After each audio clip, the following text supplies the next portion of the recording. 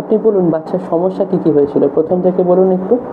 বাচ্চার সমস্যা বলতে ও সকালে খেয়েছিল, খাওয়ার পরে ও ঘুমিয়েছে দুপুরবেলা, ঘুম থেকে ওঠার পরে দেখছি ও নিজে থেকে বলছে আমার খুব পেটে যন্ত্রণা হচ্ছে। এবার পেটে যন্ত্রণা হতে হতে এতটাই পেটে যন্ত্রণা বাড়াবাড়ি যে মানে শ্বাসকষ্টের মতো চলে এসেছিলো। ঠিক আছে।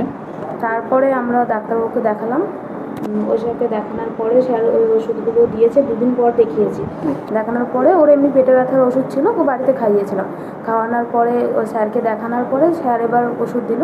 ওষুধ দেওয়ার পরে তারপরেও তো স্যারের ওষুধ খেয়েও কমছে না, পেটে ব্যথা কমছে না। এবং তারপরে দেখলেন যে গায়ে এরকম তারপরে আজকে সকাল থেকে এই গায়ে র্যাশটা বেরিয়ে গেছে, শুধু পাটাতে আর একটু বেশি। আচ্ছা, এই জিনিস আমরা যে সমস্যাটা দেখলাম সেটার নাম হচ্ছে আর্টিকেরিয়া, অর্থাৎ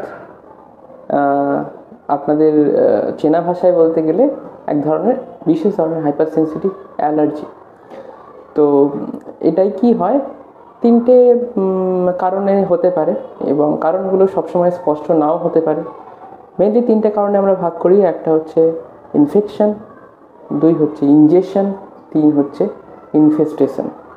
অর্থাৎ কৃমি বা এই ধরনের কিছু পেটের মধ্যে থাকলে, অথবা অ্যালার্জিক ফুডস খেলে, অথবা কিছু কিছু ভাইরাস বা ব্যাকটেরিয়া ইনফেকশনের পর এই ধরনের হাইভস অর্থাৎ আর্টিকেরিয়া দেখা যায়। তো এক্ষেত্রে বাচ্চার একটা লিডিং সিমটমস থাকে পেইন অ্যাবডোমেন।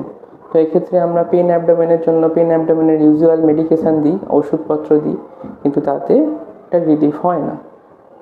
সমস্যা যেটা আমাদের হয় সেটা হচ্ছে আমাদের গাট ওয়াল অর্থাৎ খাদ্যনালীর দেওয়ালের মাঝখানে জল জমে যায় অ্যালার্জির জন্য, এবং সেটার ফলে স্ট্রেচিং হয়। তার কারণেই ওই পেটে ব্যথাটা, এবং তার জন্য আমাদের পেটে ব্যথার জন্য যে ওষুধটা দিতে হবে সেটা হচ্ছে অ্যালার্জির ওষুধ। তো এই ব্যাপারগুলো চিনে রাখুন। বাচ্চাদের গায়ে এই ধরনের র্যাশেস বেরোচ্ছে বিভিন্ন জিনিস খাওয়ার পর, তাহলে কিন্তু আপনারা অ্যালার্জির ওষুধ দিন। সঙ্গে পেটে ব্যথাও থাকতে পারে, তার জন্যও কিন্তু আপনারা অ্যালার্জির ওষুধ দিন।